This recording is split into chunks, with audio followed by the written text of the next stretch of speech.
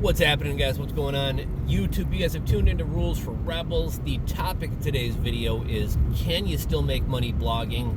And do people actually still read blogs? Because if people aren't reading blogs, you're obviously not going to make any money blogging.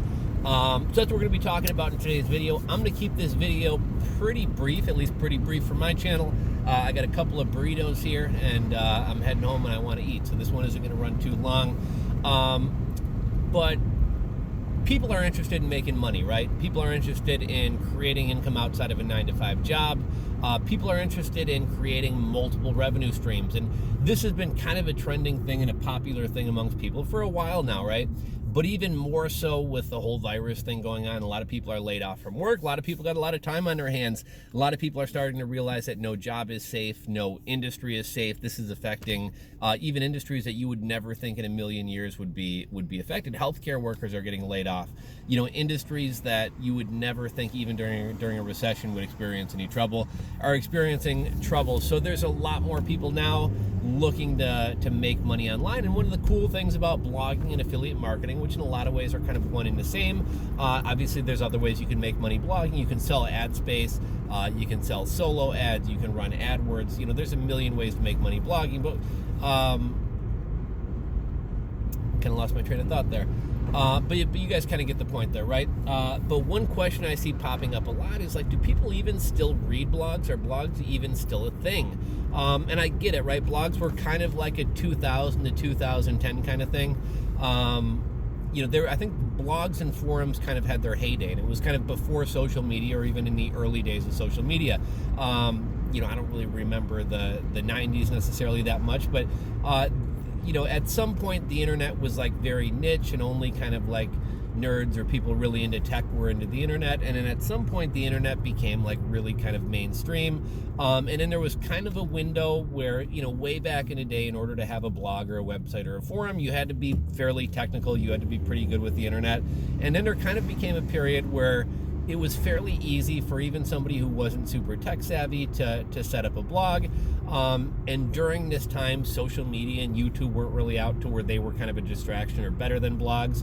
So blogs, I think, kind of had a heyday between, say, 2000 and 2010. Somebody correct me if I'm wrong, or maybe you were reading blogs earlier, or you're still reading them today. But when people ask, like, do people still read blogs? I think what people are really asking is, do people still follow blogs, right? Like back in the day, I think it was a lot more common for you to find a blogger that you liked and to actually follow that blogger on a consistent basis.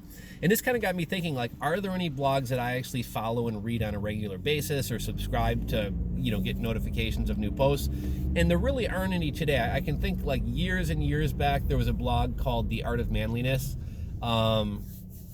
And it was kind of like, think like Maxim, but less trashy. Like, it wasn't just pictures of, you know, ass and titties. It was kind of what The Art of Manliness was. It was like a return to manliness and learning skills and knowing how to fix things. And they kind of had posts about, you know, how to get into axe throwing or how to remodel your bathroom. You know, it was kind of like DIY / just product reviews, gadgets, just kind of interesting stuff that dudes would be into. And that was a blog that I used to follow. Probably the most recent blog that I followed, and I only loosely followed it, but The Art of Manliness with Mr. Money Mustache. It's kind of about the FIRE lifestyle and personal finance.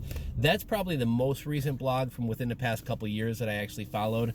But like I said, most people are wondering, do people actually follow blogs on a regular basis? And I don't think most people actually follow blogs or follow a blogger anymore. But that doesn't mean people aren't reading blogs. Let's say I'm doing some research. I want to get into stock investing. I don't know that much about it, and I hear people talk about dividend investing. So I'm looking for the 3 best dividend stocks, or the 5 best dividend stocks, the 10 best dividend stocks.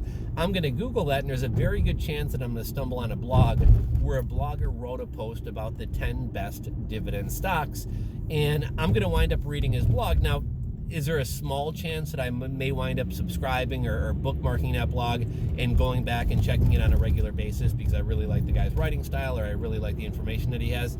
Absolutely. But the vast majority of people aren't going to follow a blog on a regular basis. But if you have good SEO and if you can rank for certain terms, certain questions, a lot of people still will stumble on your blog. You know, if you can make them regular readers, awesome. But you don't need them to follow your blog consistently and read your blog consistently. consistently for you to get consistent traffic and make money, because every day there's new people getting into investing. Every day there's new people looking for dividend stocks or whatever other piece of information that you have to share. And this kind of brings me to my next and I guess kind of last point, which is like, I think a lot of people get confused about like what's the difference between a website and a blog. It's kind of semantics in a lot of ways, but I think of like a website more as like an authority site where there's pages instead of blog posts. What's a page versus a post? Well, a page on a blog might be a pillar piece of content, a piece of content that's really not going to change, and it's going to cover everything about a topic. And I guess we can kind of leave it at that. Whereas a blog is more timely. People are blogging on a regular basis. A blog post may be irrelevant after a couple weeks or a couple months because that topic has passed, or that topic is no longer, I guess, a current event, you should say. But you could also have an authority site or an informational type site that also has a blog where, you know, the website as a whole is about investing, but blog posts are about new topics in investing. So I'm just kind of trying to get you guys to think about, like, you know, what type of site are you going to make? Are you going to have like a review site on vacuums or whatever, wherever else where you have all pages? Are you going to have a blog where people are following some type of journey? And I think that's the type of blogs where people actually are going to follow. If I just turn a small school bus into a little mini RV, and I get into, you know, I get into the schoolie lifestyle, and my schoolie runs, instead of gasoline, it runs off of old grease from French fry machines at restaurants, and I travel around the country fueling my journey by stopping at different restaurants, and you can follow my travels. That would be a topic for a blog, and that's something that somebody might find it interesting and follow it. But if you're doing more informational type stuff, I think you're going to get readers who are finding your blog through Google searches as opposed to actually following you. Either way, yes, people still do read blogs. There may be less people following blogs, but people absolutely still do read blogs.